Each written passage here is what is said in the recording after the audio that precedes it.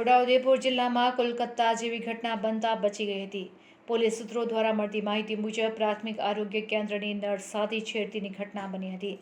દવાખાનામાં ફરજ ઉપર હતી તે દરમિયાન નરાધમે બદ ઇરાદે નર્સને બાથમાં લઈ પકડી પાડી આબરૂ લેવાનો પ્રયત્ન કર્યો હતો. નર્સે બચાવમાં ધક્કો મારી પોતાનો બચાવ કર્યો હતો અને બૂમાબૂમ કરતા આજુબાજુના લોકો ભેગા થઈ ગયા હતા. નર્સે દવાખાનાની પાછળ જ રહેતા એવા જગદીશ રાઠવા સામે પોલીસ ફરિયાદ નોંધાવી છે. આરોપી જગદીશ રાઠવા પોલીસ પકડથી દૂર હોવાની માહિતી સાંપડી હતી. આરોપીએ નર્સ સામે પેન્ટ ઉતારી અભદ્ર વર્તન કર્યું હતું.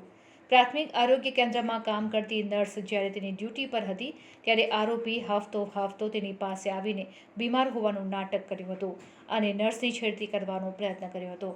આ સમગ્ર ઘટનાની ગંભીરતાને લઈને પોલીસે નર્સની ફરિયાદના આધારે તપાસના ચક્રો ગતિમાન કર્યા છે. રિપોર્ટર મુકેશ પરમાર, છોટાઉદેપુર.